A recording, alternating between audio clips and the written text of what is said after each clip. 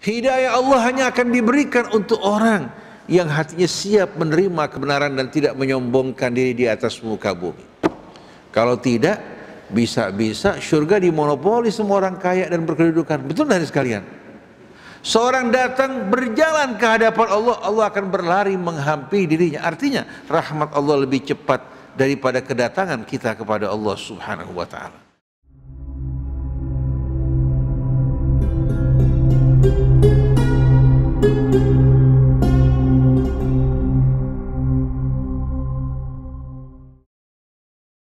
A'udzu billahi minasy syaithanir rajim. Bismillahirrahmanirrahim. Alhamdulillahi rabbil alamin. Hamdan katsiran tayyiban mubarakan fih kama yuhibbu rabbuna wa yarda. Allahumma salli wa sallim ala sayyidina wa nabiyyina Muhammadin wa alihi wa sahbihi wa sallim. Rabbana atina min ladunka rahmatan wa hayyi' lana min amrina rasyada. Rabbana la tuzigh qulubana ba'da idh hadaitana wa hab lana min ladunka rahmatan innaka antal wahhab. Allahumma atina min indika rahmah wa 'allimna min ladunka ilman nafi'a wanfa'na bima 'allamtana waj'alna hudatan muhtadin wa la taj'alna dhallina mudillina birahmatika ya arhamar rahimin. Amma ba'du.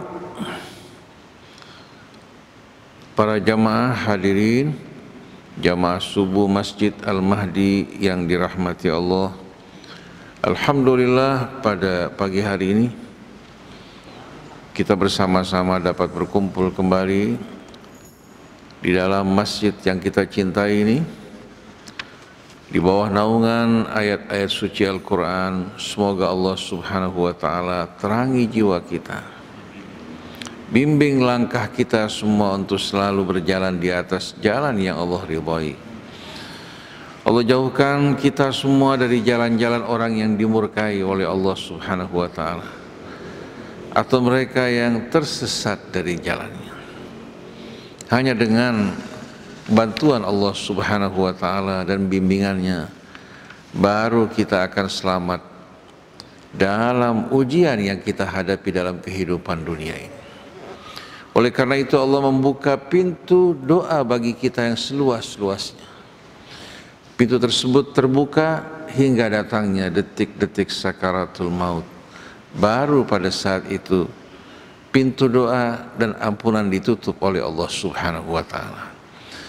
Nah, selagi kita masih memiliki kesempatan, mari bersama-sama para jamaah sekalian kita memohon kepada Allah untuk selalu betul-betul berjalan di atas jalannya dan selalu menyandarkan hidup kita hanya kepada Allah, sebagaimana yang diajarkan dalam suratul Fatihah, iyyaka na'budu wa iyyaka nasta'in ihdinas siratal mustaqim siratal ladzina an'amta 'alaihim ghairil maghdubi 'alaihim waladdallin. Amin. Para jamaah hadirin hadirat yang dimuliakan Allah Subhanahu wa ta'ala. Kajian kita pada pagi hari ini kita akan buka dengan satu ayat dari surah Al-Jathiyah, dimulai dari ayat 23. Dimulai dari ayat 23, yaitu firman Allah Subhanahu wa ta'ala, afara'aita man ittakhadha ilahahu hawa wa adallahu Allahu ala ilmin wa khatama ala sam'ihi wa qalbihi wa ja'ala ala basarihi ghishawatan faman yahdihi min ba'dillah afala tadhakkarun. Ayat 23 surah Al-Jathiyah. Nah, mari bersama-sama para jamaah kita renungkan. Apakah kamu melihat seorang yang menjadikan Tuhannya hawa nafsunya? Wa adallahu Allahu ala ilmin, Karena dia menjadikan Tuhannya hawa nafsunya. Dengan sendirinya nafsunya akan menghalalkan segala cara untuk mencapai tujuan. Di hadapannya tidak ada benar, salah. Tidak ada yang lurus dan bengkok. Tidak ada yang baik dan buruk. Menurut dia, segala apa saja yang sesuai dengan selera hawa nafsunya, dialah yang benar. Ini merupakan logika dan bahasa hawa nafsu. Dan sebahagian besar manusia diperdayakan oleh hawa nafsu dengan cara seperti ini. Selalu manusia akan membela apa yang disukai, walaupun apa? Walaupun itu salah. Dan menentang apa yang tidak disukai, walaupun itu merupakan kebenaran. Jadi apakah kamu melihat seorang yang menjadikan Tuhannya hawa nafsunya? Sebagai akibatnya, wa adallahu Allahu ala ilmin. Allah Subhanahu wa ta'ala membiarkan dirinya tersesat bukan dalam kebodohan, ala ilmin, dalam pengetahuan. Dia tahu bahwa dirinya salah, dia tahu dirinya tidak benar, tapi hawa nafsunya membenarkan apa-apa yang disalahkan oleh apa? Oleh Allah Subhanahu wa ta'ala, apa-apa yang disalahkan bahkan oleh nuraninya. Hawa nafsu tidak akan mau sama sekali apa? Mendengarkan perkataan yang bertolak belakang dengan apa yang disukai. Nah, melalui ini syaitan berhasil menyesatkan, menjerumuskan manusia dan menjadikan mereka sebagai pengikut-pengikutnya.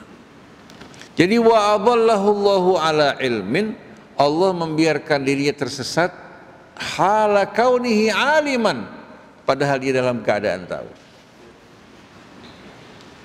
Wa khatama ala sam'ihi wa qalbih.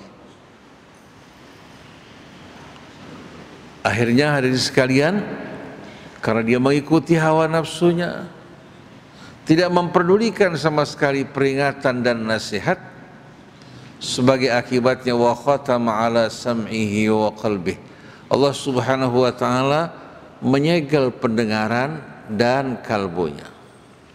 Wa ja'ala ala basarihi ghishawah, dan Allah Subhanahu wa ta'ala letakkan di hadapan matanya ghishawah, tabir yang menghalangi pandangan matanya. Faman yahdihi min ba'dillah, siapa lagi yang kuasa untuk memberikan petunjuk hidayah kepada seorang semacam ini yang diperbudak oleh hawa nafsunya, min ba'dillah, setelah Allah meninggalkan dirinya, setelah Allah mengabaikannya, siapa lagi yang kuasa memberikan petunjuk kepadanya? Allah tidak pernah berbuat aniaya pada hambanya, karena kehidupan dunia merupakan kehidupan yang apa? Yang bersifat pilihan bagi manusia sebagai khalifah Allah. Allah mengutus Rasulnya, menurunkan kitabnya, memberikan dia akal, mengajarkan dia ilmu, tapi tidak dihargai. Dia lebih menghargai musuhnya yang membuat kakek dan neneknya keluar dari surga, dan menginginkan juga dirinya untuk menjadi pengikut syaitan, tidak masuk surga bersama orang-orang yang beriman. Jadi niat syaitan buruk, penuh dengan kebencian dan dendam. Tapi kita manusia suka diperdayakan oleh syaitan, karena jalan syaitan menjanjikan, menyenangkan, memuaskan. Oleh karena itu bahasa-bahasa yang sesuai dengan logika syaitan justru yang disambut oleh masyarakat. Sekarang kita mendengar hadirin sekalian bagaimana sebagian orang mempropagandakan perselingkuhan, sampai mereka mengatakan indahnya perselingkuhan, padahal ini merupakan dosa besar yang akan membuat dirinya sepanjang hidupnya menderita, berlumuran kotoran dan kehinaan. Tapi justru pada saat ini kita saksikan bagaimana mereka mempropagandakan hal-hal seperti ini. Yang baik mereka busukkan, yang busuk mereka berusaha untuk mengharumkannya melalui berbagai macam propaganda. Ceramah-ceramah yang berisikan nasihat dan pelajaran menjemukan, tapi yang berisikan humor, tawa, bahkan kata-kata yang kotor, itu yang disenangi oleh masyarakat. Coba perhatikan, ceramah-ceramah yang serius, mengingatkan manusia, berapa banyak viewernya. Tapi humor-humor dagelan-dagelan yang tidak baik, bisa puluhan juta viewernya hadirin sekalian. Ini menunjukkan bahwa selera masyarakat kita ini rendah. TikTok pemiliknya adalah Cina. Kalau orang pergi ke Cina lalu menyaksikan algoritma, isi dari TikTok isinya adalah hal-hal yang serius, motivasi, pendidikan, nasihat. Tapi algoritmanya di Indonesia, coba perhatikan isinya apa. Dan dianggap ini merupakan hal yang indah dan menjadi konsumsi bapak-bapak, ibu-ibu, anak-anak. Kenapa hal-hal seperti ini yang digemari oleh masyarakat kita?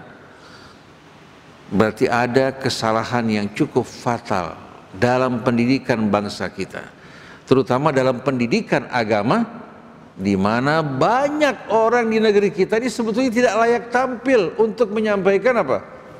Ceramah-ceramah agama, tapi karena tidak ada batas minimal atau standar minimal bagi orang yang layak berbicara dalam urusan agama Allah, akhirnya artis ikut berbicara dalam agama, bahkan memberikan fatwa. Aneh apa tidak hadirin sekalian? Ada ruang tanya jawab di satu radio antara seorang artis pelawak dengan masyarakatnya, yang mereka tanya urusan agama.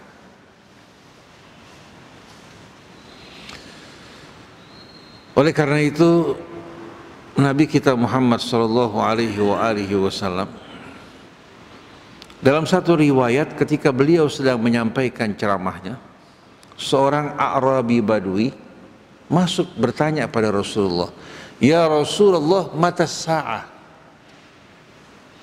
Kapan datangnya kiamat ya Rasulullah? Ini pertanyaan sederhana yang diajukan oleh seorang Badui dari pedalaman. Rasulullah karena sibuk berbicara pada sahabatnya, beliau tidak menjawab. Sahabat bertanya-tanya apakah Rasul tidak suka dengan pertanyaannya hingga dibiarkan, apakah beliau tidak mendengar. Akhirnya selesai Rasulullah berbicara, dia bertanya, siapa di antara kalian tadi yang bertanya kapan datangnya kiamat? Seorang Arabi mengatakan, saya Rasulullah. Rasulullah mengatakan, idza buyyi'atil amanah fantadhiris sa'ah.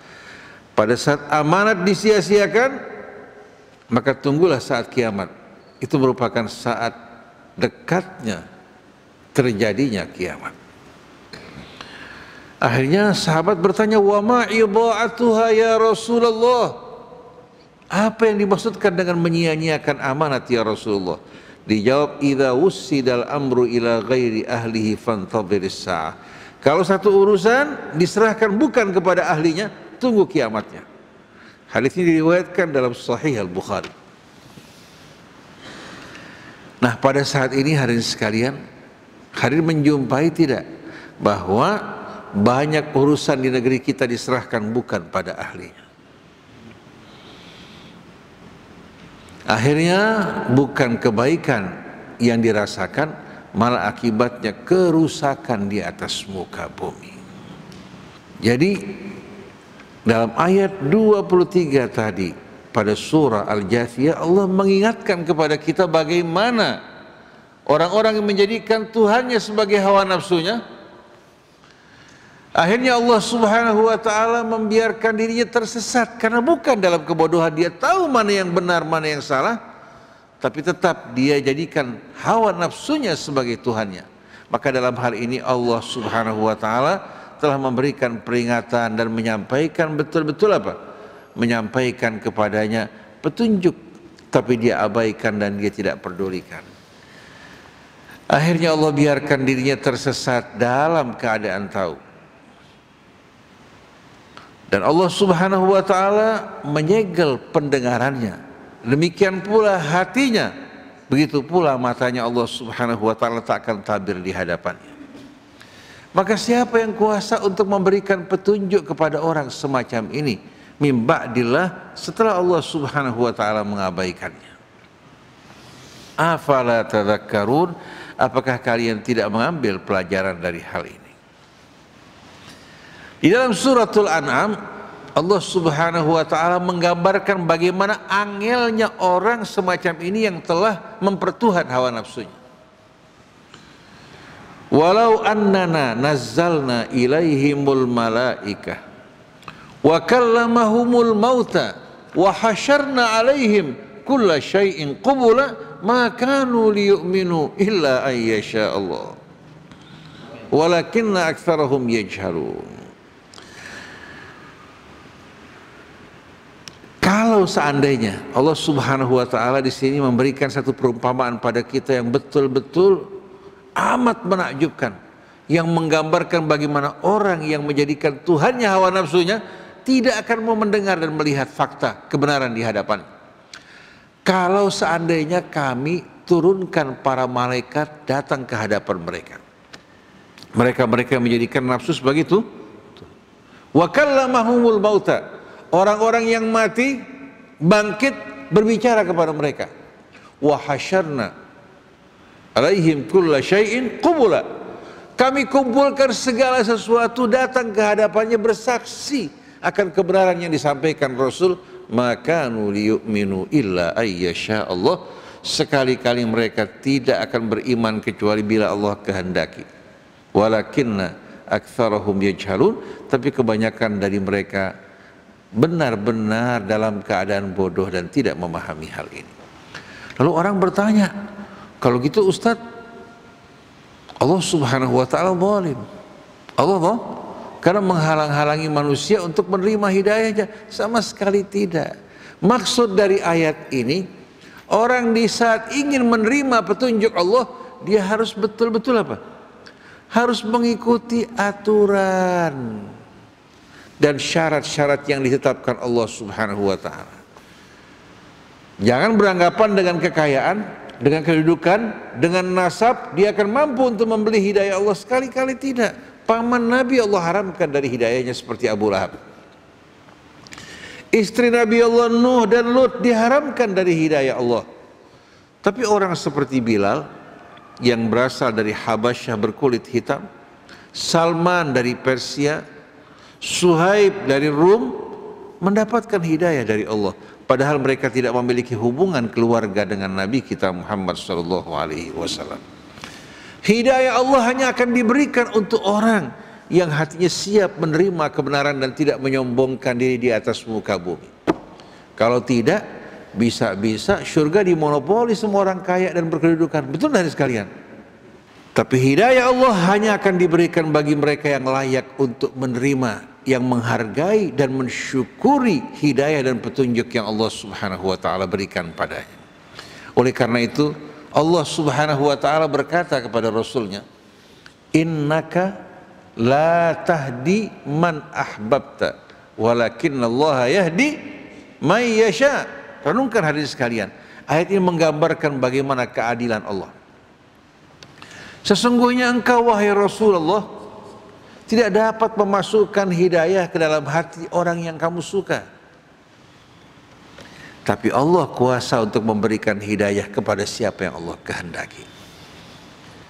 Kalau Rasulullah diharuskan memilih, ya, sebelum ada orang yang beriman, antara Abu Lahab, katakan dengan orang jauh, siapa yang akan dipilih Rasulullah?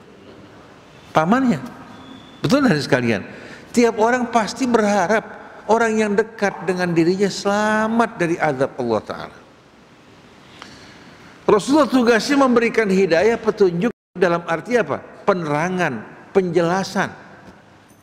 Tapi kalau menerima petunjuk, itu menjadi urusan Allah Subhanahu wa ta'ala. Oleh karena itu, para jamaah bertanya, coba, keutamaan apa yang kita miliki hingga kita mendapatkan hidayah dan petunjuk dari Allah Ta'ala? Apa jasa kita? Kalau dilihat dari ruang dan waktu, kita jauh dari Rasulullah SAW. Seharusnya orang-orang yang berdiam dekat dengan kota suci Mekah dan Madinah, yang berbahasa Arab, Quran juga diturunkan dalam bahasa Arab, nabinya pun dari bangsa Arab, seharusnya orang Arab apa? Sebagai orang yang terdepan dalam menerima hidayah Allah. Tapi tahu tidak para jamaah sekalian, banyak warga yang berdiam di Mekah dan Madinah seumur-umur tidak pernah masuk ke dalam masjid atau berziarah pada Rasulullah SAW. Sedangkan jamaah dari tanah air kita, berapa banyak yang menjual tanah yang mereka miliki, rumah, agar dapat berhaji ke tanah suci. Waktu mereka mau meninggalkan kota suci bersedih dan berduka, berharap untuk dapat kembali lagi. Tapi banyak mereka yang bekerja di depan Masjidil Haram, Masjid Nabawi, seumur-umur tidak pernah masuk. Kenapa?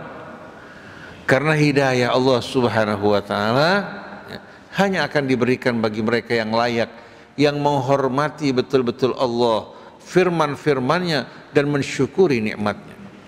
Kita sebagai hamba yang berhutang dengan seluruh hidup kita kepada Allah, masa tidak terpanggil kalau kita ini orang yang betul-betul memiliki nurani untuk bersyukur pada Allah. Dia yang menciptakan kita tanpa sekutu, Dia yang melimpahkan nikmat karunia-Nya tanpa sekutu, Dia juga yang memuliakan kita, membuka pintu doa bagi setiap orang dari kita tanpa perantara, baik miskin kaya, didengar dan disambut oleh Allah. Bukan seperti dalam kehidupan dunia, mau ketemu lurah saja susah. Betul dari sekalian? Mau ketemu bapak camat lebih sulit, apalagi mau ketemu menteri atau presiden. Sedangkan Allah, pintunya terbuka bagi siapa saja. Siapa yang datang memasukinya akan disambut oleh Allah, walaupun seorang miskin papa yang tidak memiliki apa-apa. Oleh karena itu, Allah Subhanahu wa Ta'ala bukan hanya maha adil, tapi maha pemurah. Seorang datang mendekat kepada Allah satu jengkal, Allah akan mendatangi satu hasta. Datang kepada Allah satu hasta, Allah akan menghampirinya satu depa. Seorang datang berjalan ke hadapan Allah, Allah akan berlari menghampiri dirinya. Artinya rahmat Allah lebih cepat daripada kedatangan kita kepada Allah Subhanahu wa Ta'ala. Tuhan yang maha pengasih penyayang, yang maha pemurah, yang tidak memiliki sekutu, semua demi kemaslahatan kita. Kalau ada sekutu, akhirnya kita harus menghadap ke sana, menghadap kemari. Betul nggak sekalian? Tapi kita hanya menghadap kepada Allah, Tuhan yang Maha Esa, yang telah melimpahkan kita segala-galanya. Orang kalau hatinya memiliki nurani, terpanggil tidak untuk bersyukur pada Allah. Ternyata sebagian orang bukan hanya tidak tersentuh, tidak sensitif dengan apa yang Allah berikan padanya, bahkan menyombongkan diri, melecehkan ayat-ayat Allah, dan menolak untuk menerima aturan dan hukum yang datang dari Allah, padahal untuk kebahagiaannya, bukan untuk keuntungan dan kepentingan Allah Subhanahu wa Ta'ala. Jadi Allah gambarkan orang yang hatinya tertutup oleh hawa nafsunya, walaupun Allah datangkan para malaikat ke hadapannya, orang-orang yang mati dibangkitkan, berbicara, bersaksi di hadapannya, Allah panggil segala sesuatu ke hadapannya, sekali-kali mereka tak beriman kecuali bila Allah kehendaki. Itu orang-orang yang layak untuk menerima hidayah dari Allah. Alhamdulillah Bapak Ibu menerima hidayah. Subuh-subuh datang sholat di rumah Allah, mendengarkan ayat-ayat Allah. Ini jangan dianggap hal yang sepele. Pagi-pagi di hari kerja, orang hiruk pikuk meninggalkan rumahnya, berjejal-jejal dalam kendaraan untuk pergi ke kantornya. Betul hari sekalian? Tapi ke dalam rumah Allah, mendengarkan ayat-ayat Allah, tidak setiap orang diberikan izin oleh Allah, kecuali mereka-mereka yang berhati baik dan mulia dan tidak menyombongkan diri di hadapan Allah. Oleh karena itu, surga Allah sediakan bagi siapa? Tilkad darul akhiratu naj'aluha lilladzina la yuriduna 'uluwan fil ardi wala fasada wal aqibatu lil muttaqin. Itulah kehidupan akhirat. Allah menunjuk kepada kehidupan yang begitu agung dan mulia. Kami sediakan, persiapkan untuk orang yang tidak menginginkan ketinggian di atas muka bumi,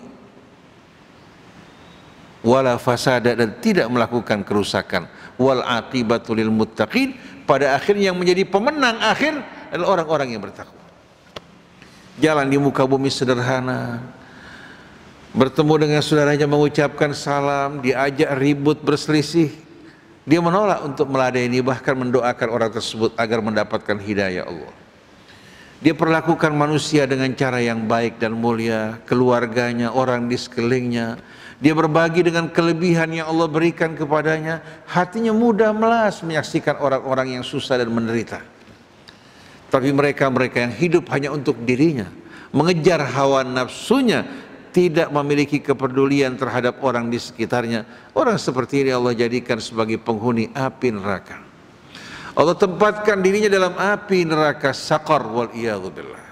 Oleh karena itu hadirin sekalian,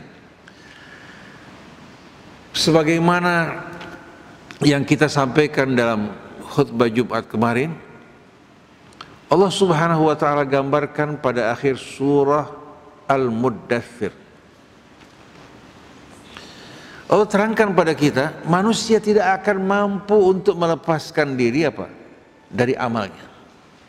Tiap manusia, tiap jiwa tergadai, terbelenggu oleh amal-amal yang diperbuat.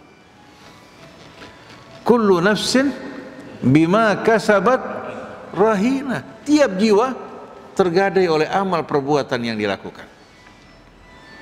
Illa ashabal yamin, tapi yang terbebas dari belenggu penggadaian hanya ashabul yamin, orang-orang yang berjalan dalam golongan kanan, yang beriman pada Allah, bersyukur kepadanya, tidak menyombongkan diri di atas muka bumi, mendengarkan bimbingan ayat-ayat Allah, dia menyambutnya, dan dia betul-betul mencintai apa-apa yang diajarkan dan dicontohkan oleh Nabi-Nya Muhammad sallallahu alaihi wasallam.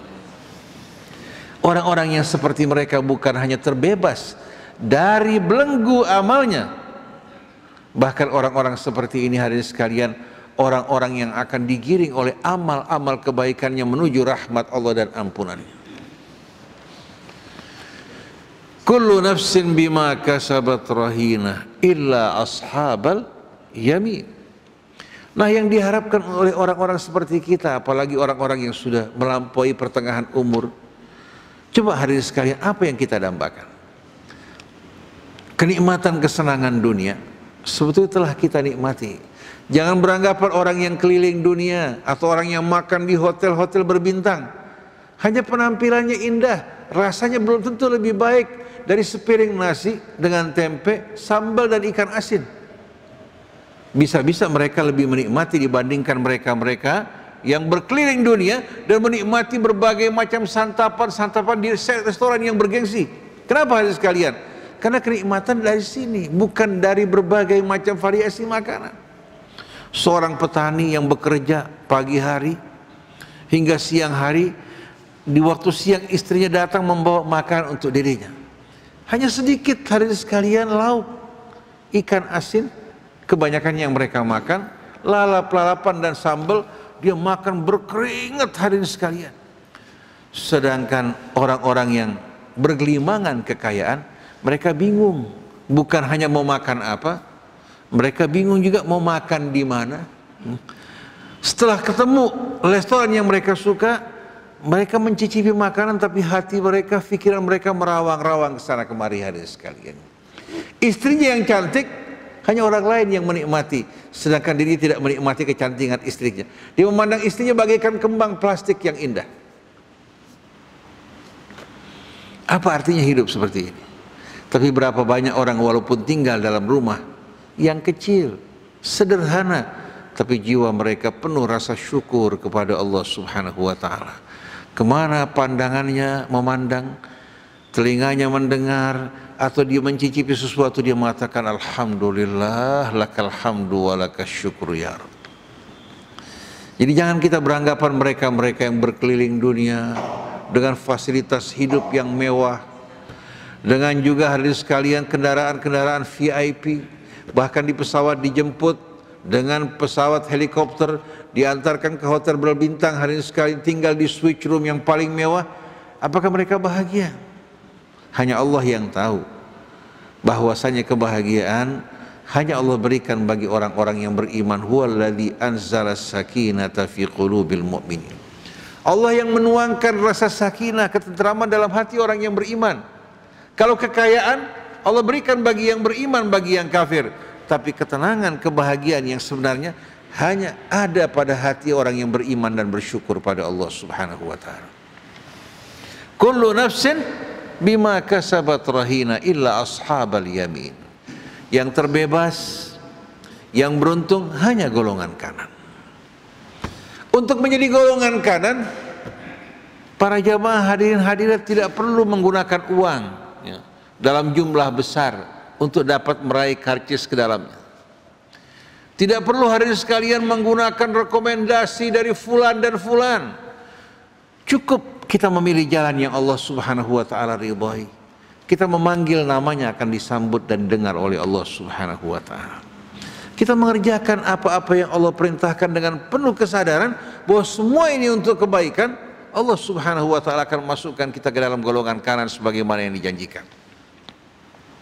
Fi jannatin yatasaalun. Mereka berkumpul di taman-taman surga saling bertanya-tanya. Apa yang mereka tanyakan? Anil mujrimin, tentang orang-orang yang mereka kenal dalam kehidupan dunia yang kerjaannya melakukan kejahatan dan bergelimangan dosa. Di mana mereka sekarang? Fi jannatin yatasaalun anil mujrimin. Tahu-tahu Allah Subhanahu wa taala buka pintu dialog antara mereka langsung tanpa perantara dengan orang-orang yang mereka tanya. Tahu-tahu layar di hadapan mereka terbuka, menyaksikan penderitaan dan azab yang disaksikan oleh para penghuni api neraka.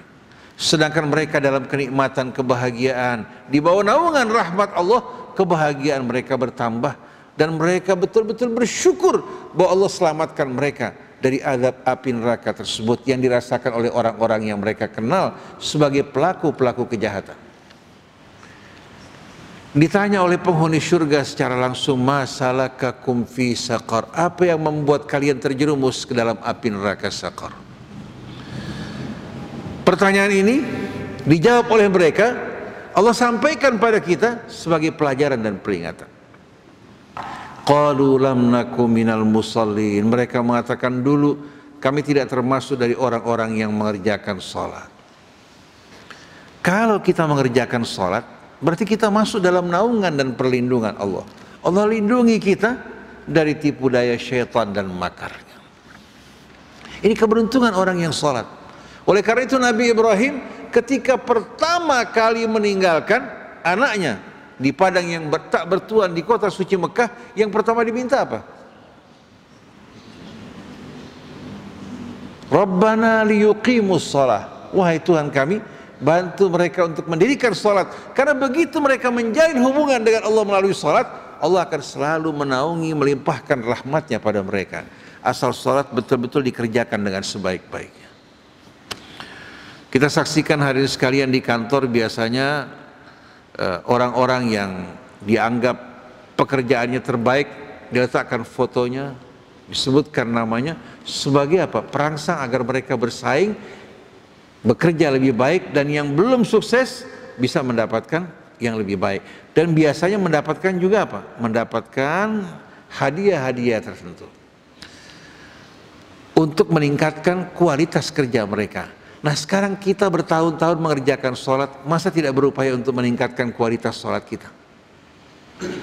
Jangan sholat kita lakukan dalam keadaan lalai, tergesa-gesa kita meninggalkan pekerjaan kita, tapi hati masih terikat. Akhirnya kita sholat, yang terbayang dalam benak kita, pekerjaan kita bukan Allah Subhanahu wa ta'ala. Jadi yang pertama Allah sebutkan penyebab mereka masuk ke dalam api neraka saqar, lam naku minal musallin. Yang kedua, walam naku nut'imul miskin, dan kami tidak peduli untuk memberikan makan kepada orang-orang miskin dengan kelebihan yang Allah berikan kepada kami. Padahal orang yang beriman sebahagian mereka menjadi pelindung, pembela, penolong sebahagian yang lain. Kalau tidak melakukan hal ini bukan orang yang beriman. Wal mu'minun wal mu'minat ba'dhuhum awliya'u ba'dhin. Orang yang beriman pria dan wanita, sebahagian mereka menjadi pelindung sebahagian yang lain. Baru umat Islam akan menjadi kokoh kuat. Bukan yang satu menyesatkan yang lain, yang satu mengkafirkan yang lain, meledek dan mengejek, menimbulkan kebencian yang seharusnya dilakukan. Lihat saudara kita salah, hampir diberikan petunjuk dengan cara yang baik. Susah, berikan pertolongan. Dalam keadaan berduka, hibur dirinya sebagaimana yang Allah perintahkan. wa tawasau bil haqqi wa tawasau bis sabri. Ini yang seharusnya kita lakukan, tapi yang ada kesombongan. Kita merasa benar lalu meledek, mengejek pihak yang lain. Ini bukan ciri-ciri orang yang beriman yang digambarkan Allah Subhanahu wa taala.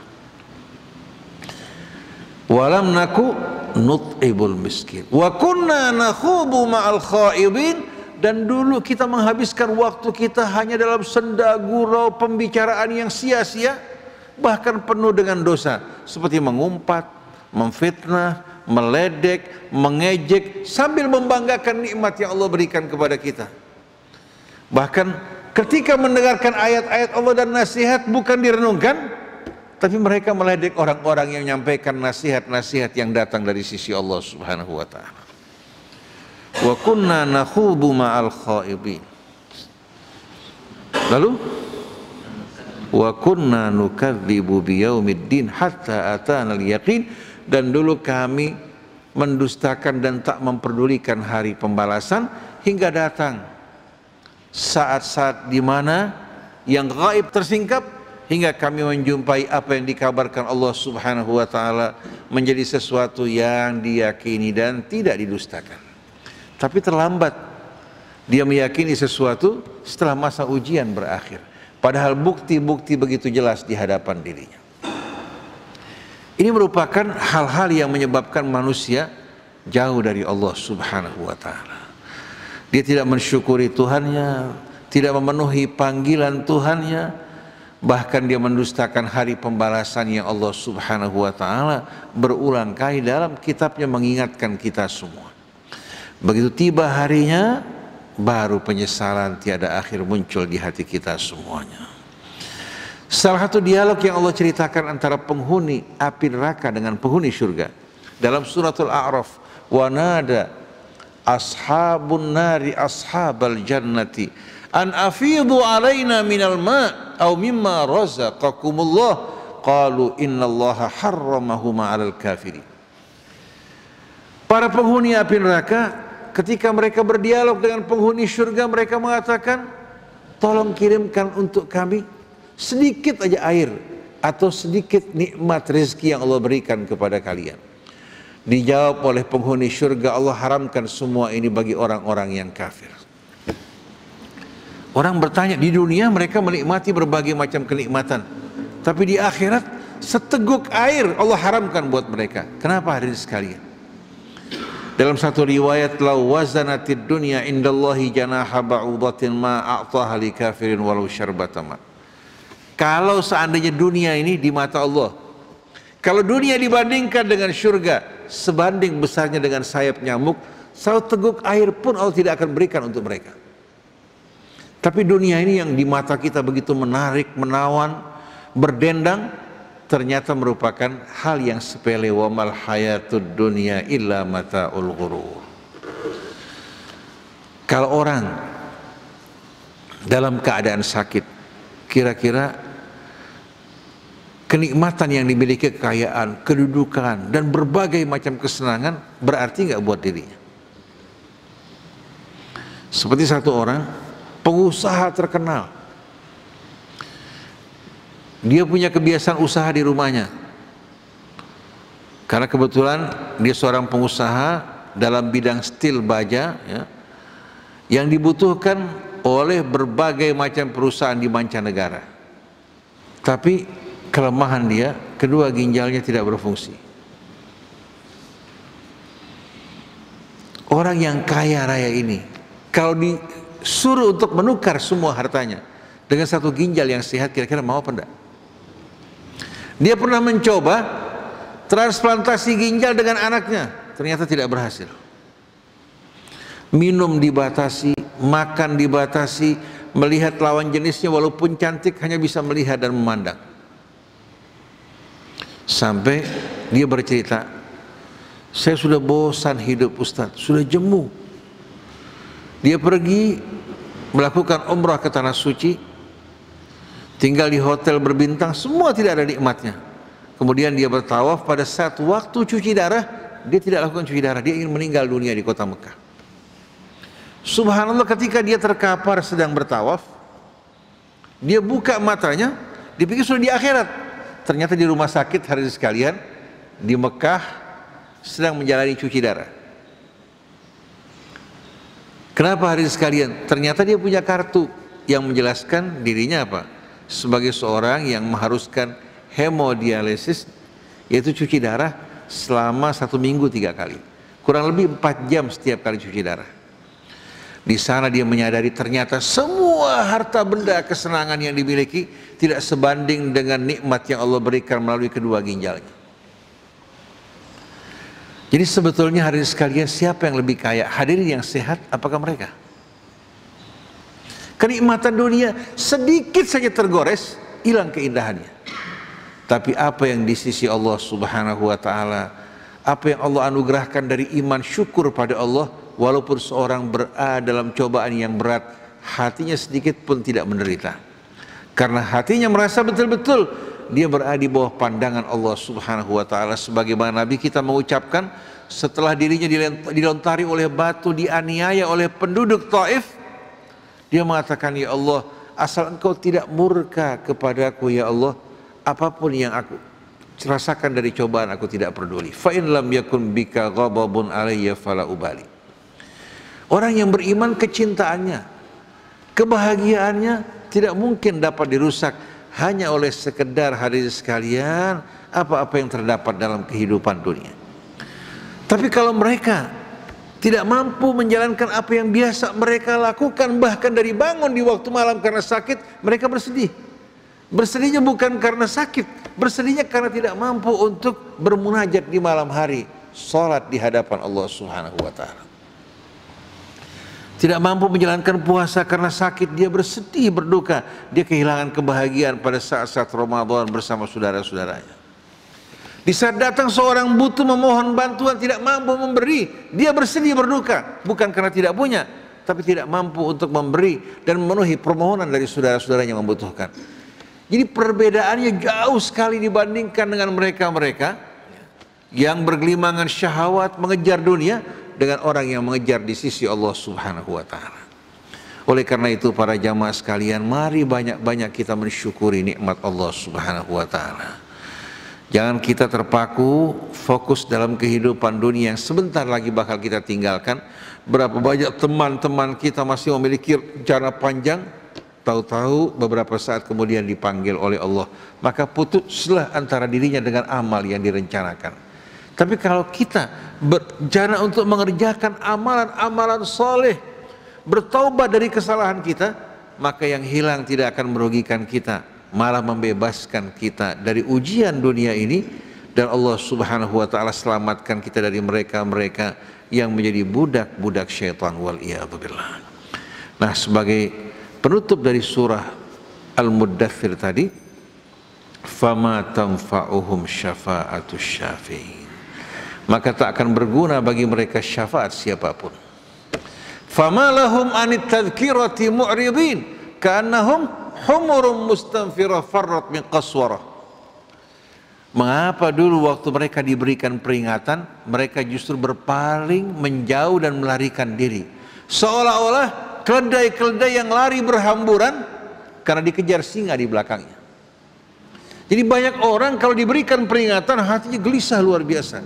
Oleh karena itu orang-orang semacam ini paling suka dengan ceramah yang isinya humor, yang isinya janji-janji harapan. Tapi kalau diberikan peringatan, hatinya akan gundah, akan bergelisah dan mengalami ketakutan.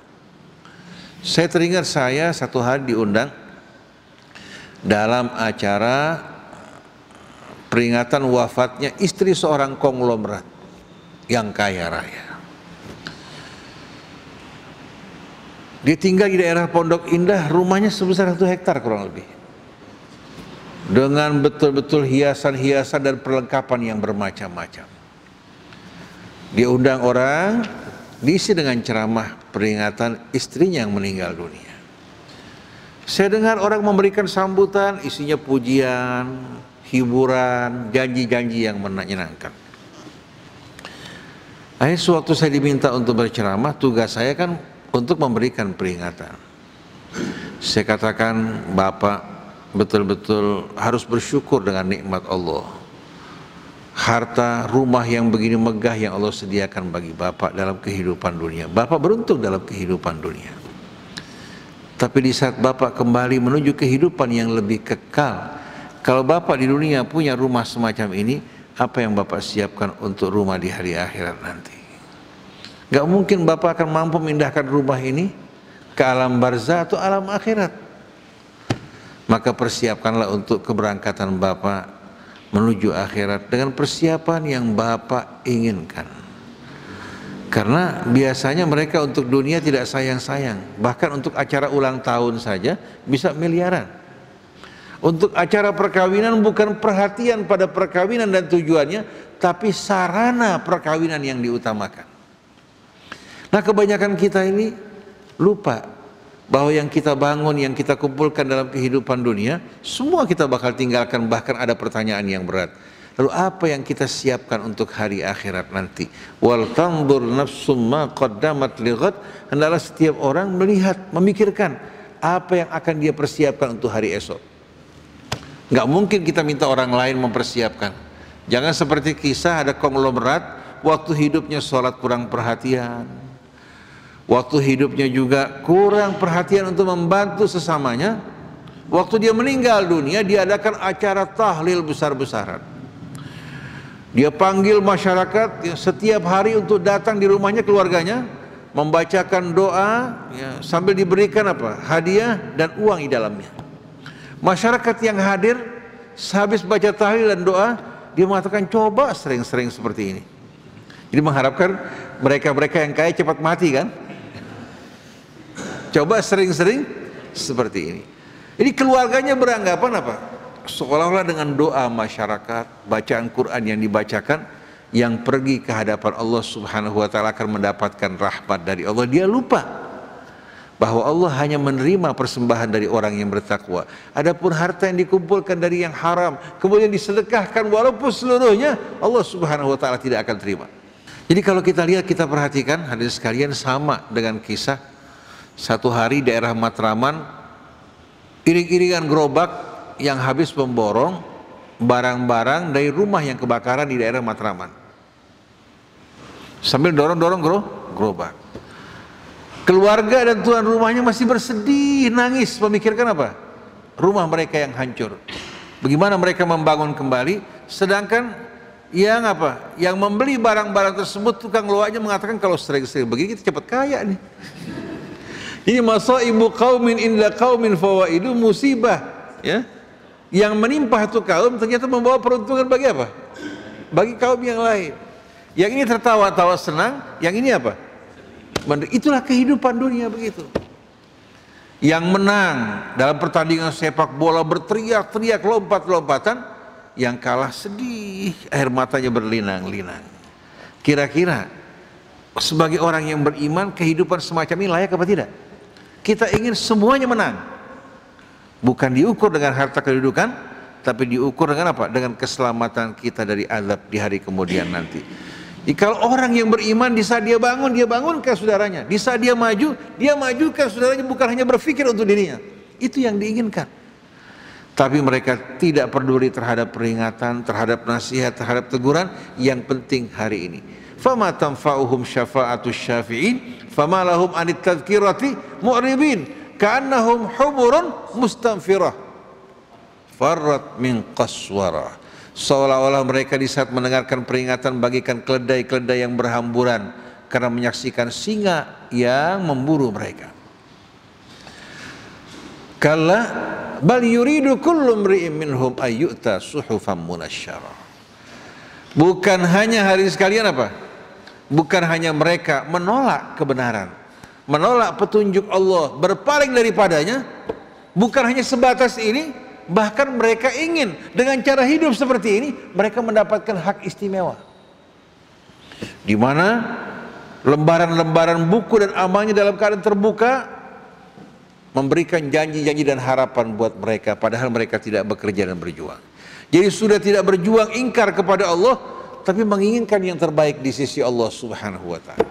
Bal yuridu kullu imri'in minhum an yu'ta suhufan munasysyarah kalla bal la yakhafuna al-akhirah. Sadarlah wahai manusia, sadar sebelum terlambat. Tapi ternyata mereka tidak gentar dan takut terhadap hari akhirat. Bila datang waktunya baru mereka menyadari kesombongan mereka semuanya sia-sia tak berguna. Kalla balla yakhafunal akhirah. Kalla innahu tadhkirah. Allah katakan pada Rasulnya, wahai Rasulullah, jangan kau berduka dan bersedih. Innahu tadhkirah. Ini hanya sekedar peringatan yang menjadi tugasmu untuk kau sampaikan pada mereka. Kalla innahu tadhkirah. Faman sya'a dzakar. Siapa yang mau mengambil pelajaran menjadi haknya. Dia dapat mengambil pelajaran sesukanya.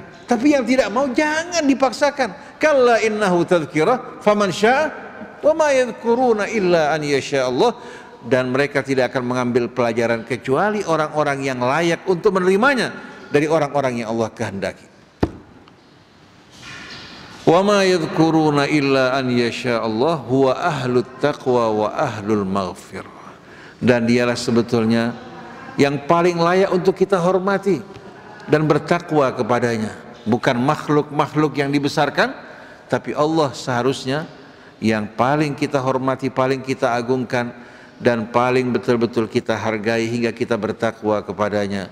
Dan dialah yang akan memberikan ampunan kepada kita semua. Oleh karena itu di saat kita menghadapi cobaan, kesempitan, kesusahan, larilah kepada Allah Subhanahu wa ta'ala. Berbuat dosa, banyak-banyak kita beristighfar memohon ampun kepadanya.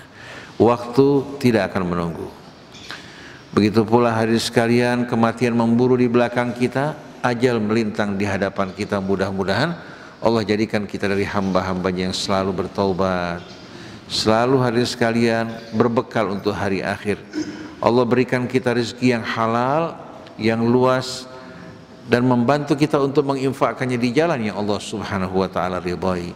Semoga Allah mengampuni dosa kedua orang tua kita, guru-guru kita, seluruh kaum muslimin dan muslimat.